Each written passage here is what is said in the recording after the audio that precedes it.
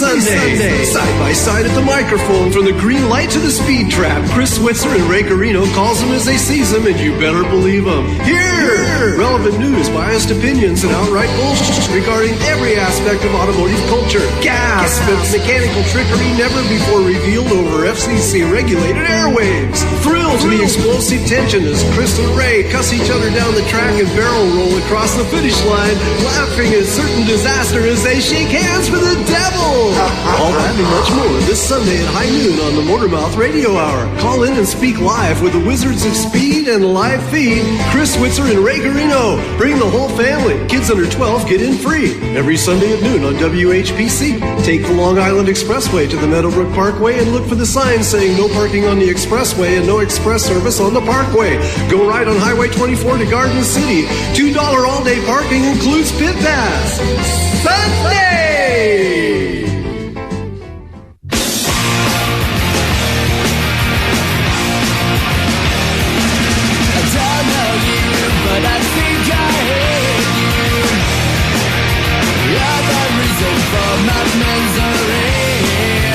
Well, we don't hate you. We love you here at Motormouth Radio, Long Island's only automotive radio show on Long Island.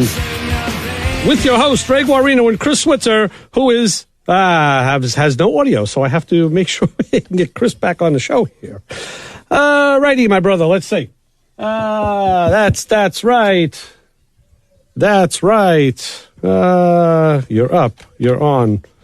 He's got no audio. Oh, interesting. Where's the ball to throw at the window? Anyway, we're here to to talk about all of our audio problems. They're going to be solved right now. Chris cannot hear me. So I have the Adobe is up, right? And I can't hear you. Now I can hear you. I can hear Chris. Chris can't hear you. I just heard Chris. Say something. Speak again, Chris. Yeah, I can. I hear him, yeah. I'm not hearing you. He's not hearing me at all. Okay, Chris doesn't. So we're going to do a little engineering on the fly while we try and get Chris. I'm doing the same thing. Like, what the heck is going on? That's muted. And this is, and that's... No, this isn't the other way around. No. You have to take the phone calls, right? Yes, exactly. As we try to figure this out. Right. What about this? It's really low. Look. Okay, bring that up. Yeah, load that for how about now, Chris? Is that better? Hello! That's... Okay, that's the volume that... Loud now? Is it a little too loud? Is that good? No, that's fine. That's actually very good. Thank you. Okay, now that we've taken 3 minutes to figure out what worked in our last iteration before the show now doesn't work during the show, which is no surprise to me at all. I love a good ghost in the machine. That is the... Oh, my word. Hi, Ray. Hi, Chris. Anyway, like I said, it's Ray and Chris with you. Motormouth Radio. You can give us a call if you want at 516-572-7440 and follow us on all of our social media platforms. Well, they're your social media platforms too. Motormouth Radio on the website, on Twitter, and on Facebook, or Faccia Bruta, as we like to call it. And, of course, we're real_Motormouth Radio on Instagram, where we post pictures of all the things we get involved in during the week. That's right, and we can see if the phone works if you call us at 516-572-7440. Here from Trumbull, Connecticut and Garden City, Long Island, of course, the entertainment capital of the world. We are live, as you can tell. Yes, absolutely. We are live. So we're coming off our Mother's Day tribute, which has been a little abbreviated now because of our situation, but we still had a good show. And I encourage people to go... you go on the website, motormouthradio.com, and you can listen to that show where we highlighted some of the best bits from the past year and change. So that's right. We celebrate all you mothers out there. It's always a good one. And if you go under the blogs tab, there's a link to take you to older Mother's Day shows where we did the full-blown hour of, and that's something you may want to hear. You know, people are always surprised when they say, "Hey, I heard myself on that show." And yeah, well, you know, your bit made it. Yeah, exactly. And that's always, it is, to me, I guess you could say the highest praise one can give, the most amount of accolades one can give to from a radio show is when you make it to the best of Yeah. And I truly think that there are callers out there that strive for such lofty heights. Some people actually have. You're right. They actually did look to try and salt themselves into the best of. Yes, that is part of that provenance, I guess you would say. So provenentially, what you doing? What went on during the week automotively? Any good stuff? Oh, let me tell you. I have to say that our peers, our advice givers, and our body shop technicians were all right. Okay, I know where you're going here, right? Because every idea I had for putting that chrome lower strip on the side of the car, every one of them was thwarted in some way, shape, or form. Wow. Could not do it, couldn't get it right.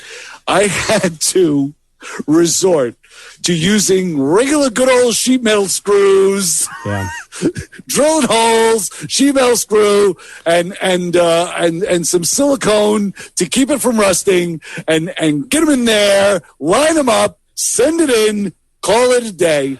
But when I tell you snapping that chrome strip on there, on those 10 clips that ran the length of the car, and we're talking about a good 8.5, 9 feet. I think it was like 87 inches long, the strip itself, and then snapping that thing into place, I almost had a stroke. Yeah, so to recap, you were putting the rocker panel molding on the car that didn't come with it previously. Correct. Okay. That is it. Because if it did, there would be Chrysler and his inimitable wit and wisdom used to put these nails, literally affix these nails into the rocker panel. So you had to take the clip and kind of slip it on and lock it into place on these nails. Well, I didn't have that luxury. Right. I had to drill a hole and put a screw there and use that as the nail, basically. Mm-hmm. And it was most of the job was spent lining everything up. And when I tell you I got 9 of them to click shut, there was that 10th one in the middle. That dirty old, if I had a rock, the 10th one, I couldn't get that thing in, so I left it. I had the same problem putting the windshield trim molding on my Pontiac. We got all the clips, bang, bang, boom. They're just mics on one side, I'm on the other. Pop, pop, heel of your hand, poop, poop, drop it right in. Oh, yeah. We get the one in the middle, like, it's popping back. I'm like, what now? And now it's like, okay, let's try it a little harder. Now it's like a rubber hammer. Now it's like a block of wood and a rag. Like there's always... So I actually left it and saw my buddy Jeff, the glass guy, and said, hey, listen, can you look... And he got it, because he did. Well, because he sees that a lot more than we do. Right. But, that's what I was doing, the same thing. I was holding the top of the chrome strip, and the chrome strip has got to be about 2 inches wide. So I got the top of it, the door is open. Like I'm holding the top of it with one hand, and with the other hand, like you say, the greatest tool in the world is that ball of your hand right under your thumb. Oh, yeah. And I'm leaning there like pushing with everything I have just to hear that click, click, click, click. And I got it 9 times. That 10th time, I'm like, nothing.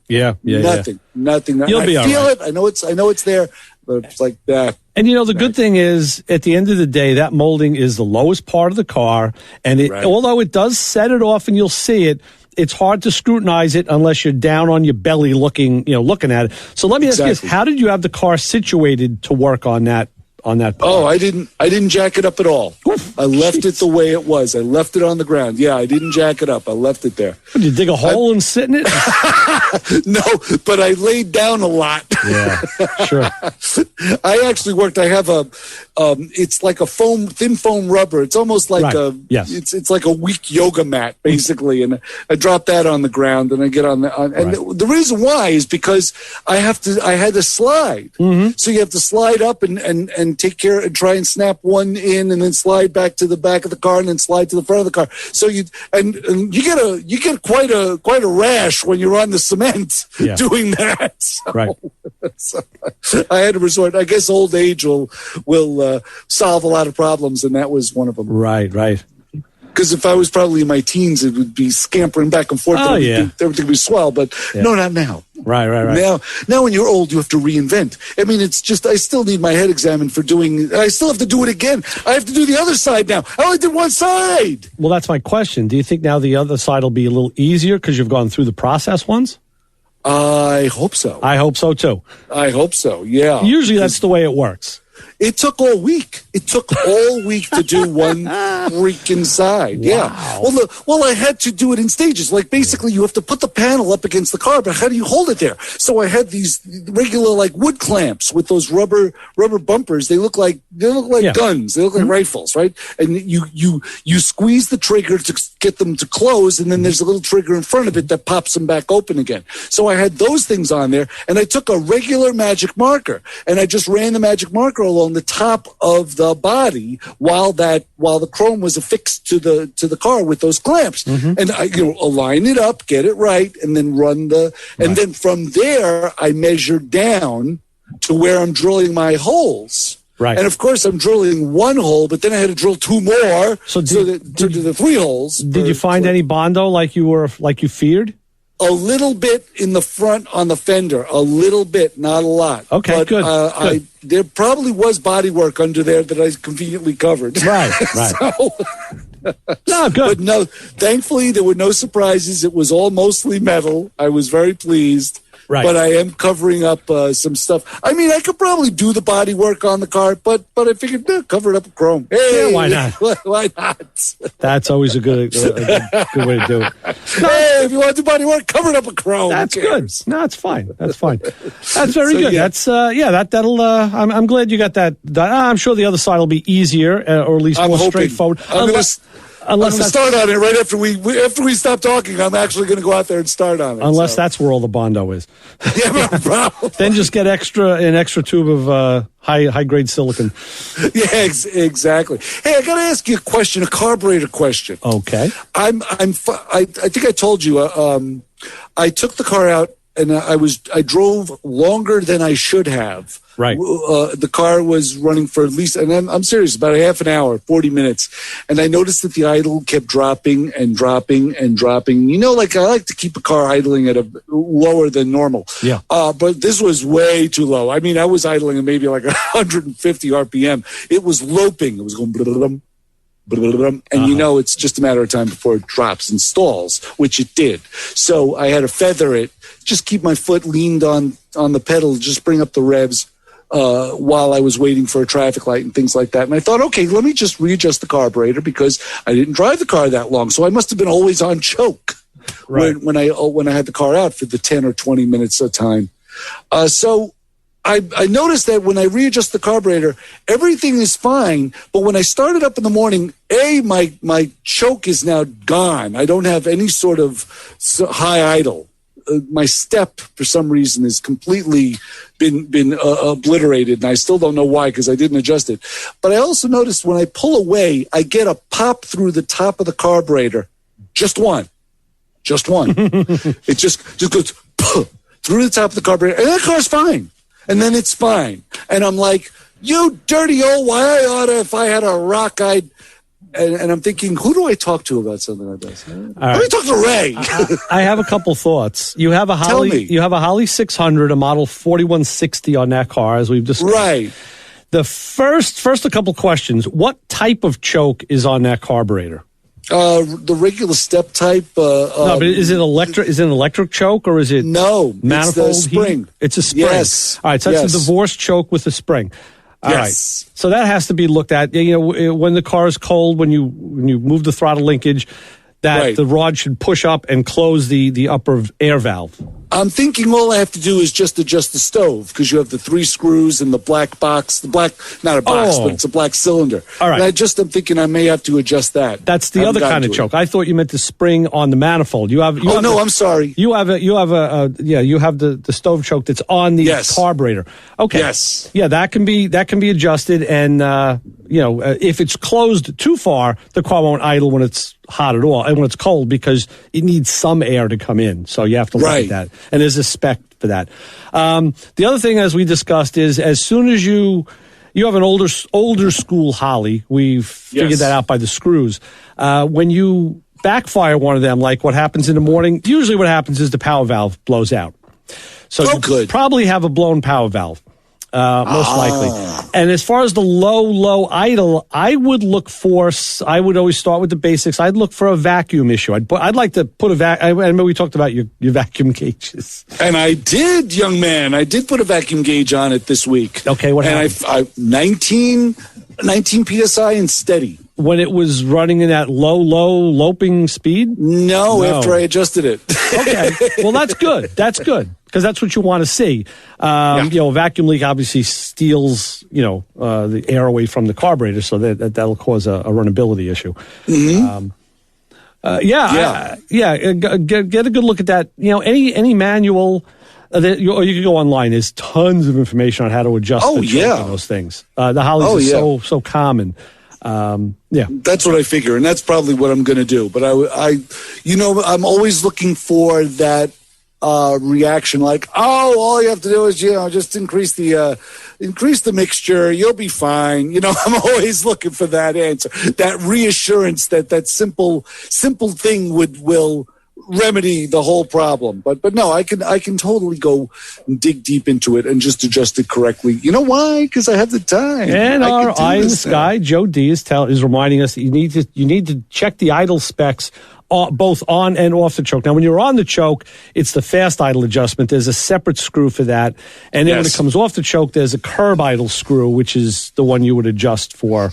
Which I did. I adjusted the curb idle. And with that due process, I completely wiped out the adjustments. I'm assuming completely wiped out the adjustments on the fast idle. No, it shouldn't. No, they're kind of separate systems on the carburetor. Well, I don't know what I did. The fast idle comes in when the car is cold and the choke is set. Once the choke is off, that's out of unless you have a sticky a piece of linkage that's hanging it up or something like that. Those are all things you have to make sure that when the car is cold, the choke plate on top is mostly closed, and when it warms up and the idle comes down, that plate should be fully open.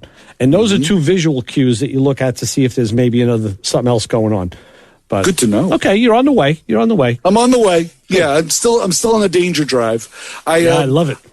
I brought the car over to. I think I told you. I take the car over to school, my daughter's school, and pick up lunch. Mm-hmm. That's what I do. I drive the car there, the whole 2 miles, and bring it back. Mm-hmm. And I ran into some friends, and one of them came up to me and said, "Hey, are you going to donate your vehicle to the Memorial Day parade?" Convertible, excellent. And I'm like at first I thought that's a great idea, but then I thought to myself, I'm still in that danger drive mode. Yeah, true. You're still in that mode. Like I don't mind if the car quits and my family's in it, they could walk. They know. They can walk. Yeah. But you don't want to have any old veterans in the car when it quits on you. I did that once with my Fiat. Wow. We did the Kiwanis Memorial Day parade, and it was me and my wife and our dog at the time. And the problem was just idling for so long. The fan kept coming on and the car was getting hot. So I popped the hood. I have that clamshell hood that hinges from the front. Sure. So I opened it up about like halfway to get air in there. And I was just watching. I knew the car in front of me had people walking on either side. So I was just looking at the people on the side, following them, because I couldn't see otherwise. I got this hood up in front of me. Yeah, parades are fun. You got to have the right kind of car to do a parade in. You sure do. You sure do. And you're right. I do recall some idle issues with some individuals with older cars having some overheating issues with them. And I always think to myself, well, you know what, give it a shot. But then I went, nah, I'm not taking that chance. Right. Not right now. Oh, use the other one. Yeah, use the other Chrysler. Yeah, the young one. The little one. The little one, yes. Right. The 93 that we keep calling the new one. Right. Sure. Definitely. That's got a new radiator in it. Why not? Yeah. But it is true, because I still call it the new one. I still call it the young one. It's the little one. It's kind of funny, and now it's, I have teenagers coming up to me going, "That car's so old." Right. I'm like, what? You should see the fossil I have in the garage parked next to it. Yeah. Well, but that is the truth. How about you? Well, what's going on? I'm looking at the real_Motormouth Radio here on Instagram, and I see you have your rear end in pieces. Which reminds me to ask, did you take any pictures of your rocker trim installation process or your carburetor adjustment process? No, I have not. I actually took a picture. Yes, I know. You're right. People want to see that. People ask all the time. They go, what lame brain thing is he doing now? They want to see. People want to see this stuff.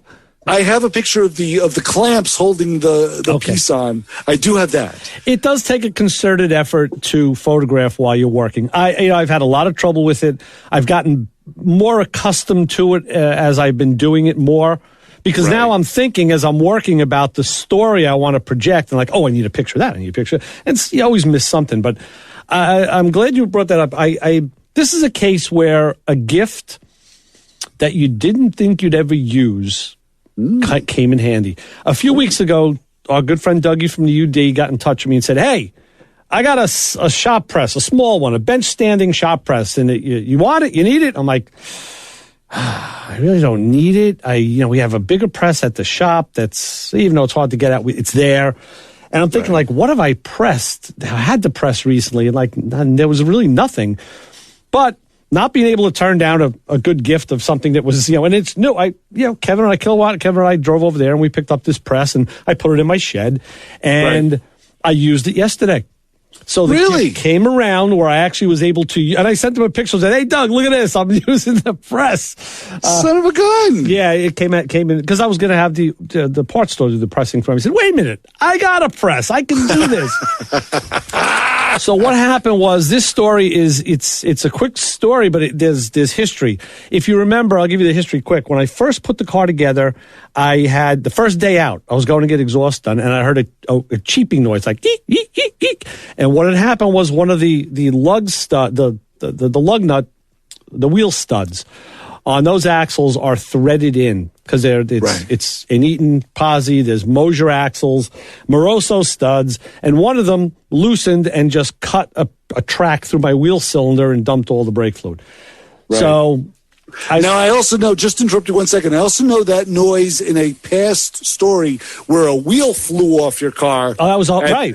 Very similar noise. You're right. That was a wheel bearing at the time. Wheel bearing, which made you lose a wheel, which caused you and your brother to go screaming as a projectile. Interestingly, the wheel bearing would manifest itself after we were driving from Colorado to New York. So we would stop for gas, fill it up, and as we pulled away from the pump, you'd hear that geek, geek, geek, geek, and just usually when we get out of the driveway apron, the noise would go away.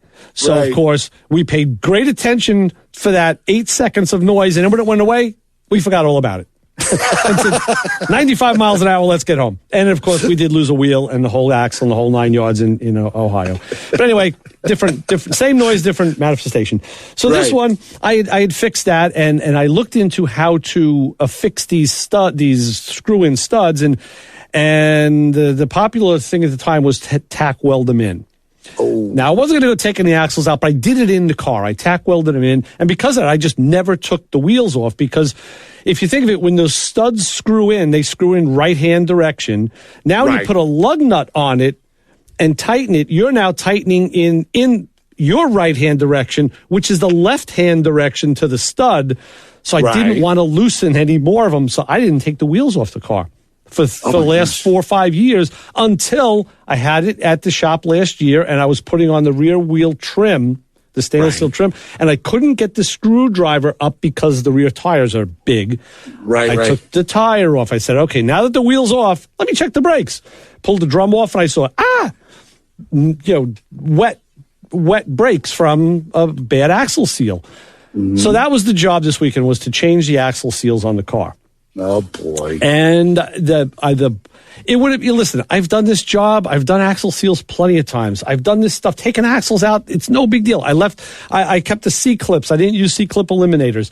I left them in. It's literally a matter of taking the rear cover off, draining the fluid. You get the wheels off, and what you do is you there's a cross shaft through the posi unit and a locking bolt. Locking bolt comes out, cross shaft drops out. At worst, you got to tap it with a punch. Mine just dropped out because everything is new. You take say you're going to work on the left axle first, like I did. From the outside, you push the axle in as far as it'll go, and then the C-clip is right there. You see it. So you take a magnet, just pull it out. Oh, wow. The first side took me about, better part of an hour. I actually had to make a phone call to our Lifeline, our good friend Tori, who does he sold all the rear end parts. Now he's going to be selling rear ends because I know he speaks fluent Eaton, which is the posi unit, and Mosier, which are my axles. And I said to him, look, it's like the C-clips are in like a little indent, like a trough. I have to lift out and then out, and I can't get them. So he says, Ray, listen, it should drop. I'm like, I know it should. This is how it's been done many times before. So I finally found out that by these darn screw-in axle studs that have big Allen heads on them, the way they line up with the wheel cylinder, I felt like I could get them in further. Well, if I could like remove the wheel cylinder, which I could have done but didn't want to. Right. And I got them in a position where I got that left side out, and I said, okay, great, good, done. Now I know that it's just a matter of it's a game of fractions of an inch. The right side is harder because you have the ring gear to your left and you can't get the same shot. What I had to do with the right side was take my whiz wheel and on the car cut that the cap, the head of one of those bolts clean off so I could line that up near the wheel cylinder and let it go in. I mean, I'm talking like not even a 16th of an inch. Oh my gosh. And then I was able to get that C-clip out. And again, the studs just caused me problems every step of the way. So what did I do? What did you do? I ground off all the welds, got the studs out, and I went up to the auto parts store and I bought press-in studs because the axles are actually drilled with two sets of holes. One set of holes is threaded for the thread-in studs, and the other set is for press-in studs. So hence, that's why I had to use the press to press in the studs. Got it. Now, the way we used to do that back in the day was if you had to just change one wheel stud on a car that broke, you would pull it from the rear. You got a big nut, and you put it over the stud. And then and you sent it home. And then you got a nut of the right size over it, and you would use that nut to kind of pull it through. Yes. So this time I pressed them, and I used red Loctite on all the studs just to be double safe. So now the only thing I have to see is if I have lug nuts that will fit, because the other studs, the Moroso studs, were half 20. They were big. These are standard size now, which is 7/16 20. So I may have to go buy 10 more lug nuts. But so that's where I got as of yesterday. The axles are still not back in. I got it to the point of all I got to do is tap the seals in, install the axles, and just reverse the procedure and put it back together. Got it. That was my Saturday. Wow. Holy smokes. So we were both lying down or sitting down on the cement, you and I. And again, right, someone said to me, hey, why didn't you do that job at the shop? And I said, because I know what's at the shop. I would have had to move at least 3, maybe 5 cars to get it positioned, because I wouldn't put it on the lift in the middle, because if it got laid up, which indeed it did, that kind of screws everything up, for during the week. So I would want to use the lift on the end, which really... And it's a job you don't want to rush, but go ahead, I'm sorry. Yeah, I want to get the car off the end lift anyway, because it's the Grand National. That's the next one I'm going to work on at the shop. I got to do the master and the booster. But still, I would have had to move. I would have had to move cars, equipment, parts. I probably would have had an hour in just moving stuff around. I said, you know what? So it was cool. I had the car backed in the garage. I hadn't used it since last year. Took it out. I took a nice 20-minute blast around town. It felt so good just to drive it again, And then came home, pulled it in so that it's faced, the back is out, so I have room to work. Jacked it up, threw the stands under it, and I'm on my creeper, working on the. I'm like, oh my gosh! As my neck is like, give me. I'm like, could have been on the lift, could have been on the lift, could have been on the lift, but no. You're on the creeper. You're working down with the plebeians, just like me. You never forget where you come from. It gets a little harder. The worst thing was that the arthritis I have in my thumb. Of course, that's the part of the hand I hit with the hammer when I was. Like, how's it going to get any worse? Well, I know what can only get better. What? It's the bottom of the hour. Do we have that thing, that voodoo that you do, the honor group of the hour? You mean that what the hell is it we do at the bottom of the hour? That's the one. We do. Yes, Ray, I'm glad you asked. The Motormouth Radio Honor Group of the Hour people who still like French cars. Nice. That's right. That's if Mark. you enjoy the strange seating positions and the soft, spongy marshmallow ride, if you enjoy the adventure of trying to find simple parts for your French car, like an oil filter or a fan belt, do French cars even have those anymore? I don't even know. If you enjoy correcting the plebeians, speaking of plebeians, if you enjoy correcting the plebeian individuals that pronounce it Renault or Citroën or some of the real mental giants that say Poukiat, then if you still appreciate a French car like you would French wine or French food or even French fries, I guess you could say, then you're part of the Motormouth Radio Honda Group of the Hour. There you go. Nice. They all can't be gems. I know that Dougie does not fall into that group. He doesn't have. No, I know a lot of people that don't. Very good. All right, so with that, we'll play a couple spots, and we'll be back with more Motormouth Radio when you can call us at 516-572-7440. For Chris, this is Ray. Let's go and take a welcome to paradise on our way out, and we'll be back in a few minutes. Keep it where you got it on 90.3 WHPC.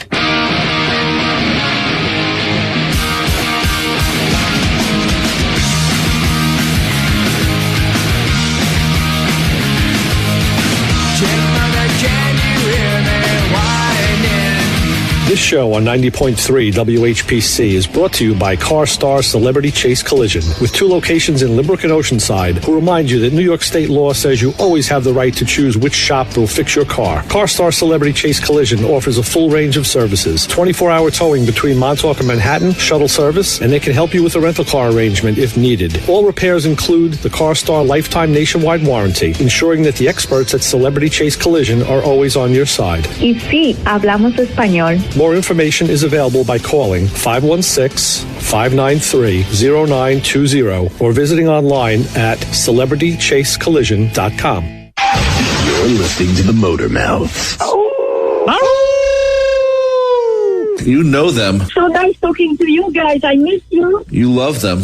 I heard you talking about us, so I thought I'd call in. Motormouth! You want to serve dinner to them. How you doing, guys? Sorry to interrupt. How are you, Ray? Chris is the sharpest drill bit, right? This is the first time that I'm actually listening live and working on a car. Our trained staff of 2 will help. I'll call you back when I have the solution. Well, thanks a lot, guys. That definitely points me in the right direction. No, hold your breath. I hope you're sitting down. Motormouth! A tornado of urban legend and BS. No, I'm not going to wax my Johnson. I'm going to wax my Evinrude. As always, you are a consummate professional. When I listen on my laptop, I got to keep that thing screaming. I don't mean to blow you up on the airwaves. Quite frankly, there are better things to do with your time. Oh, this is where I call wrong number by accident. I want you all to know, sometimes I don't even wear pants. I have no clue, and I can't hit it with a hammer to fix it. Yeah, I want to know what the is wrong with my car. I got to give you guys a call and talk to you. Motormouth! I'm in the car now. They're going to talk about working on cars, but not going to work on yours. There is no answer, and it makes you think, and I like the things that make you think. What are you doing here? I'm on break. Okay, good. So are we. There are answers, sometimes correct ones, and we may have them. Motormouth Radio, 90.3 FM, WHPC. Motormouth! Got a car question? Give the Motormouths a call at 516-572-7440.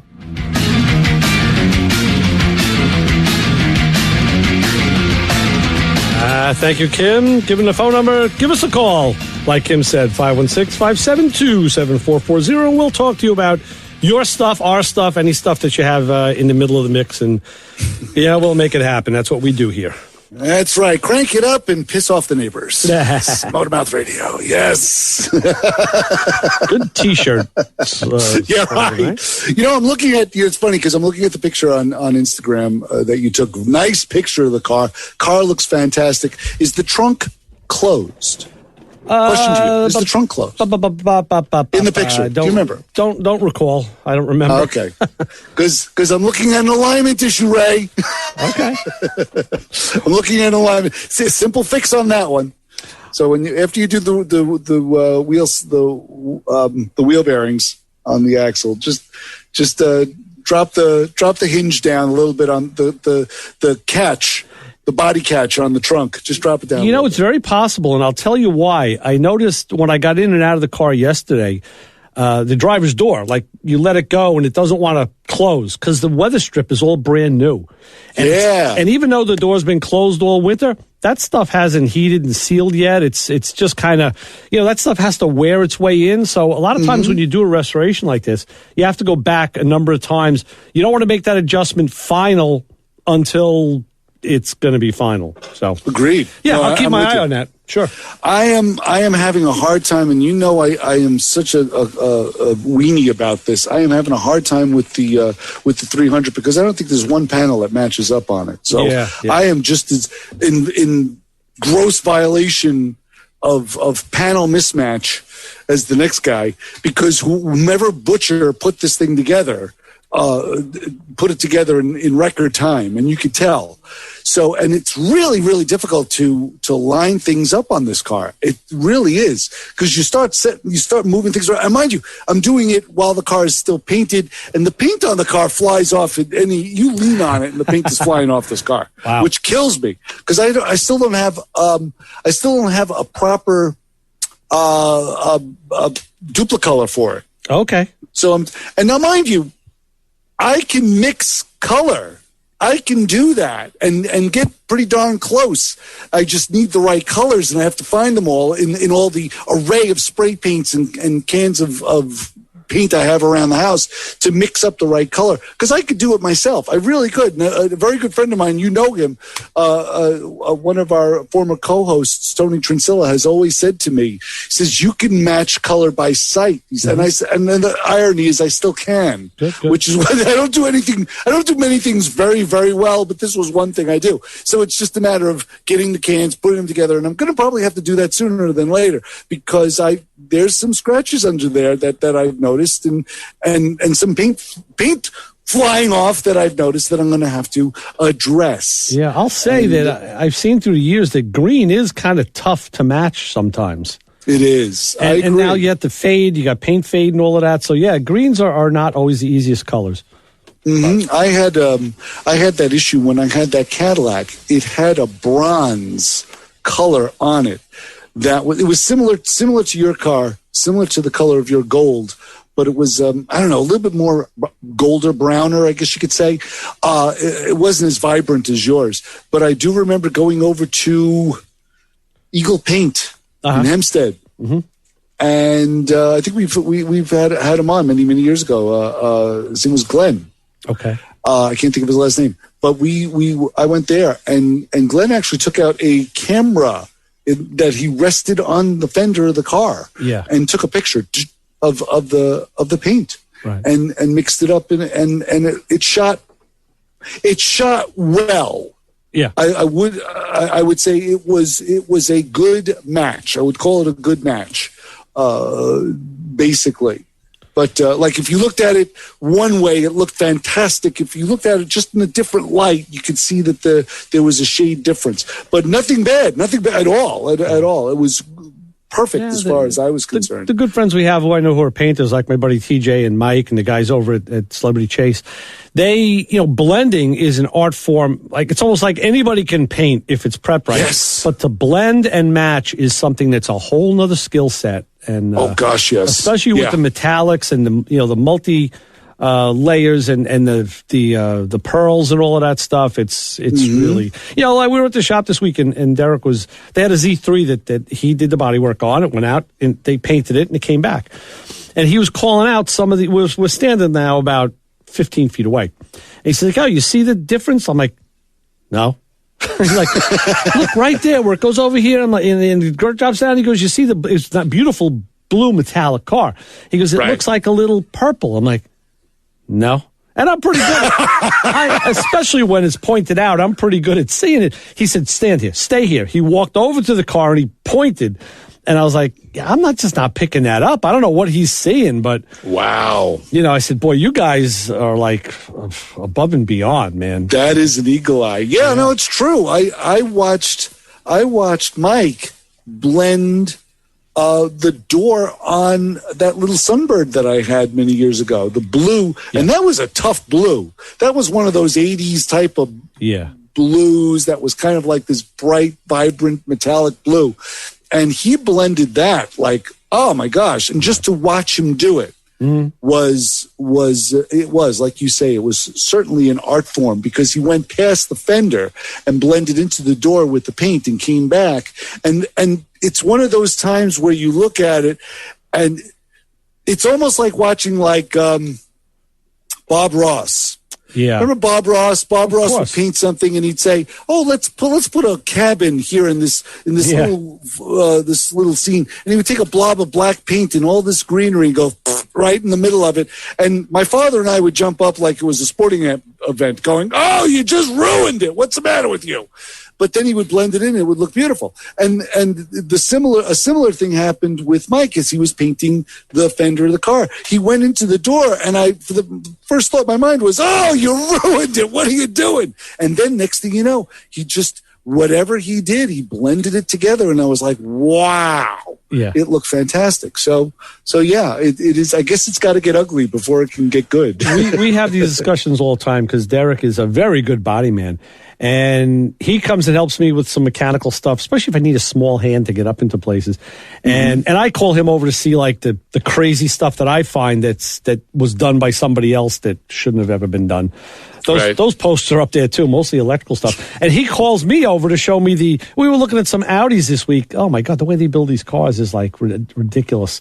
So don't you know that's a 4-letter word? Yeah. My vernacular. Yeah, well, the new ones are no better. I'll tell you what happened. He had a new Audi. Tell us. And he had the inner door panel off. He had to take the side view mirror off on the right side. And usually there's bolts right there. Well, they were hidden through the middle, the short side of the door, hidden inside. Once we found those, then it was a matter of, okay, it's a power mirror. You have to unclip the plug. Sure. So usually that's in the inner door panel. And there's a connector somewhere halfway down no. We look at this harness and it comes down and it mates up with the harness from the power window motor. It's tied together, goes all the way down, and it comes under, plugs in to the power window motor. Oh, there were 3 connectors down there. So he said, okay, so let's, I see it, let's get it off. But we're looking and there's no tab to release the clip, which of course, so like, all right, how did they do this? So I said, listen, I think what you got to do is take these 3 torque screws off, take the motor off.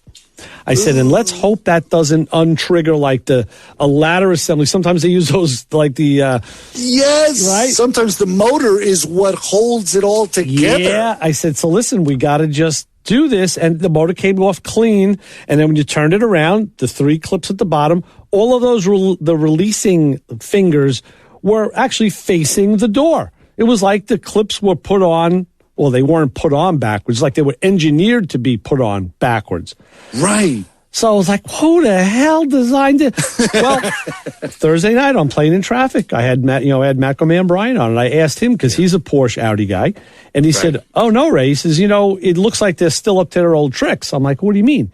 He says, a lot of those cars, and he ran down a number of them. I don't remember which ones. He said they were made to be serviced where you take the outer door skin off. I was going to ask you that. I was going to say it sounds like you have to access it from the other side. Yeah. How stupid is that? And then, of course, you're looking at the others. And I said, yeah, but even then you got to go through like the track, the motor. I said, whose design was this? It was ridiculous. Yeah, because I know there was, I remember when I was a kid at a body shop, and the car was like a 63 or a 64 Buick Riviera. Uh-huh. And it was the first car I ever saw that had that issue where you had to pull the door skin off in order to access the inner door mechanism. Ridiculous. And the outer skin came off. I remember that. So ridiculous. Yeah, I guess it is in a way. Yeah. But I had to work on that 86 Riv, and that was one of those where you had to get your hands in there to get the motor out, and everything was riveted together. And I do remember hugging that door panel, hugging the door itself, because my hands were literally in there when I was working backwards and blind, and I'm looking around for the door skin nuts and bolts and clips. I'm like, there's got to be an outer door skin. No. They can't do this stupidity. There's got to be. And there wasn't. The other thing on the same car was he had to remove the right front headlight. And he told me, I wasn't there when he was doing it, but he said, I spent He goes, this should have taken me, 5-10 minutes. He goes, it took me an hour and a half because it just wouldn't release. And he showed me in the upper structure of the radiator support, there's various holes and dimples and things.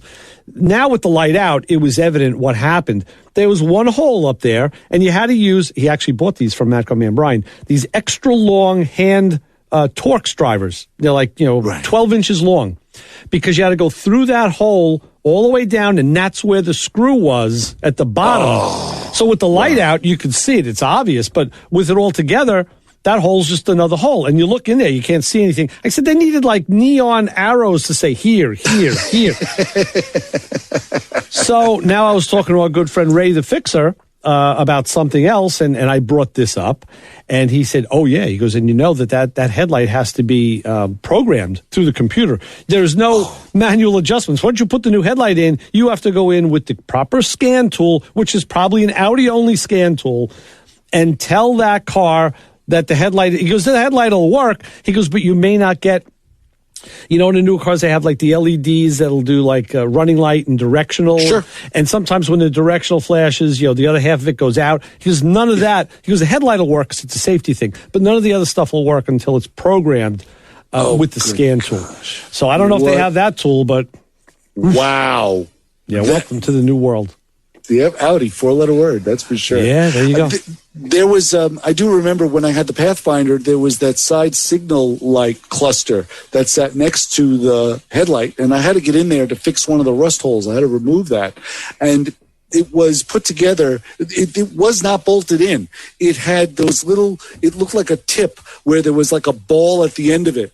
And it went into like a receiver, just was a regular circular hole. So it was able in the factory, I guess, you plugged it in, put it up against the car, and with the ball of your hand, boom, snapped it, and it was now affixed to the car. There were no bolts. So you had to get behind there with a special tool. So, of course, I go online to find out what this tool is, and I went to some Pathfinder club, and they said, take an old butter knife and bend an L in it about an inch in, and get that, fish that in there, and that's what you're going to use to pull on, because he says you'll break them otherwise. Sure. If you try and force it off with your fingers or anything, he says you'll break that tip, and you don't want to break the tip. And sure enough, and I still have that butter knife that was, I don't know, my grandmother's butter knife or something, that I had to literally put in a vise and bend the blade, the tip of the blade, about an inch, maybe a little less than an inch, in the perfect L positions, to fish it in there and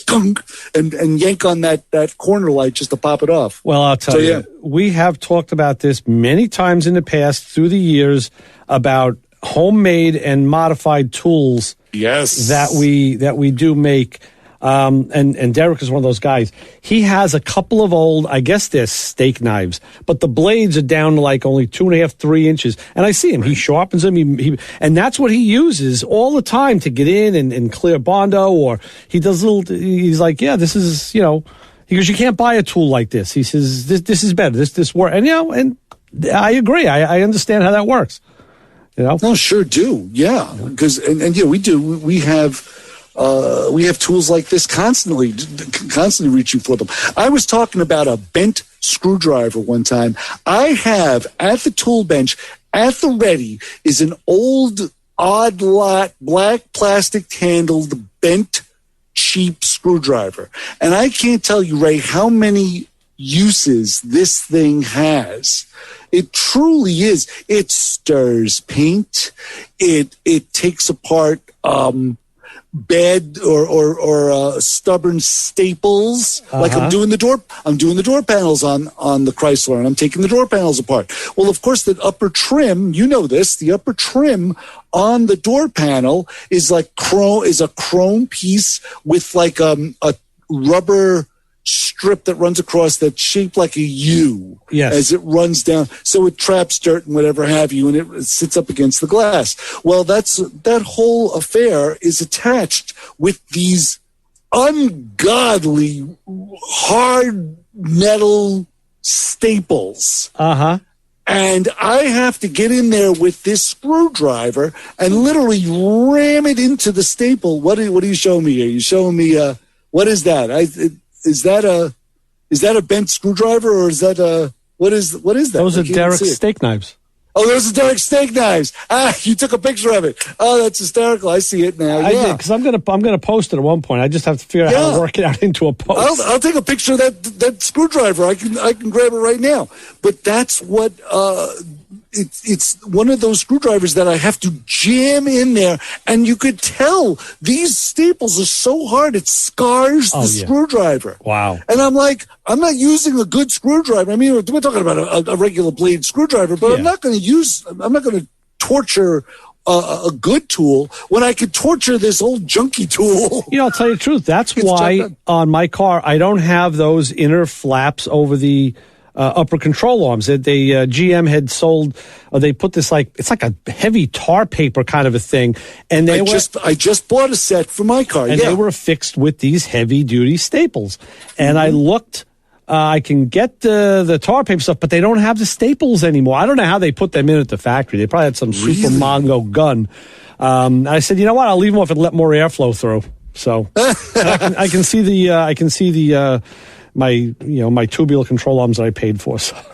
Chrysler uses a wire clip, and it literally is a piece of wire that is bent in a position where it has a handle for your thumb, and it kind of does this cross sort of pattern that goes through that hole, right? And kind of wedges itself, holding the tar paper.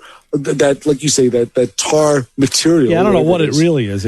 I just literally, when I did the other wheel well, I did the driver's wheel well. Right. So now the matches the passenger wheel well. Yeah. So I took the driver's wheel well down, and it's kind of funny because I did that in stages as well. Because I was fearful of the bolts snapping. I just got in there when I had to take the tire off to adjust the front brake drum. Mm-hmm. Because that's when you got manual brakes and all drums, you got to adjust them. Correct. So I adjusted the front brake. So I figured, well, I got the tire off. I said, let me just undo the bolts. Let me just play with the bolts because I had to get the wheel well out anyway. Right. And I just went in there and sprayed them all with WD-40. Let it sit for an hour while I was adjusting and doing my thing. And then I just tried them all. And I got about two or three of them gave me a little trouble. So I went and got the inductor. Excellent. And the inductor is just a beautiful thing. And I got on there and got the other three out with the inductor. I got to get those guys back on the show. Yes. And left it that way. Put the tire back on. So when the time came to actually take that wheel well out, clean it, paint it, and put it back in again, it came out in minutes. Yeah. And I was able to get it down, sand it, paint it, and then I put the tar paper on it, the tar material on when I installed it again. Right. So, and I put those clips in there and bang, bang, bang. It went in nice and easy. But I do know the staples that you're talking about that affix the GM tar material to the wheel well. And no, I wouldn't want to tackle those either because I think Chrysler bought those and put them on the door panels. They bought the same clips, same staples. I would like to know how they installed them at the factory. There had to be some Mongo gun that did that. Yeah, because they put them in and they bent them under. So I don't know. Yeah, and that's the way it is on this door panel. And I literally torture this poor screwdriver that is bent and twisted to affix to remove, just to bend them out so I can get in there with a pair of needle nose pliers and straighten them out so I can literally slide them out of the holes that they're in. Yeah. No, I got you. Yeah. Yeah. So, and the funny thing is, I don't know what I'm trying to save them because I don't know what staple to use. Like you say, they're not around. Yeah, the thing to do is look through the restoration places to see if they offer it as a restoration part, which isn't, like I said, I looked for the GM, they didn't have it. I forget what they did have. They had something else, and I said, I don't want to use that. So, well, this is why I've always said I would much rather, especially with these door panels, I'd much rather buy more door panels that are ruined, because that's what I have. I have 2 sets of each. Yeah. And I'm taking both sets and making one good set out of it. And that's what I'm doing right now. Right. That's the nighttime job. Usually when everybody's asleep in the house, I come down into the basement, go over to the tool bench where you will always find a door panel on the tool bench. And I'm trying to peel that material off, and I'm learning the material, how far you can peel it before it snaps and breaks, how far you can heat it, where it's glued, where it's not. I'm learning on the rotten door panel. Yeah, sure. That's what you're taking that apart first, so I don't have to break the good door panel that I'm also going to have to take apart. Right. So yeah, this is all one big learning experience for me, because I've never had to take apart a door panel, because usually a GM door panel has been pretty good condition. Well, that's the thing. At this stage in my life, I'm still learning things working on older cars, because I'm working on cars that I never really worked on in the past. Because you work on what you drive and your friends' cars, and now I'm working on a lot of other things that I never really touched. So it's great, because just like being here and finding out like what works and what doesn't work. Don't put that button on. Don't make sure you lower that. You can teach an old dog new tricks. I'm sorry, you really can. Yes, especially now here at Motormouth Radio, you can teach an old dog new tricks. That's for sure. And I've always said it. I thought I was going to dispense information on this show. Oh no, I am the lead student in this program, and I've proved that over and over again. That this is. I'm here to learn. Very true. So what's up? What's on the plate for besides the rocker panel? Anything on the plate for the week? Oh no, definitely it's rocker panel and it's carburetors. That's what we're doing. My goal here this summer, is to use the car more. That's my goal. Is just to use it more and to repair what needs to be done. It's got the power steering still. The power steering pump still leaks in the back, even after I put a new rebuilding kit in it. It still leaks. I don't know why. I'm going to figure that out too. But we're just going to use the car until it's pretty much foolproof. Right. That's the whole goal this summer. That's what I'm planning on doing. Sure, starting today. The car was in a long hibernation, so it needs to come out slowly and be worked in and, parts change, and that's what happens. Yeah. And what's your plan? What do you plan on doing? What are you going to do? Well, I'm going to put this rear end back together. I'm not going to do it today because we have a family thing today, and tomorrow I got some. So sometime in the beginning of the week, I'll throw that back together, which I got to clean the brakes. I got to see how impregnated they got with the axle, with the. Oh, yeah. So. It got on the pads? Well, yeah, the shoes. It's drum brakes in the back. Sure. Because it just coated everything. So I have to clean those really good, and then, I hope you're still able to reuse them. If not, sometimes... if not, I'll get another set. But. Okay, because, I'd order one now. I'm not going to go that far. But, yeah, exactly. I'd put an order for it now. Just walk up to the parts store, and there they go. All right. Okay. So we're going to get out of here so Kim can get her stuff done here and play her... what do you call it? Thunder Road, Best of Springsteen in the band. So what do we always say, Chris? The people who want to know if they can hang with us. Don't follow us home, and make sure your carburetor doesn't puff in the top when you start your car. Right. And we'll talk to you all next week. Chris, I'll talk to you during the week if you need a hand. Yes, thank you. Same here. For Chris Switzer, Ray Guarino, Motormouth Radio signing off. We'll be back next week with more of this hilarity on 90.3 WHPC. See you, bye. See ya.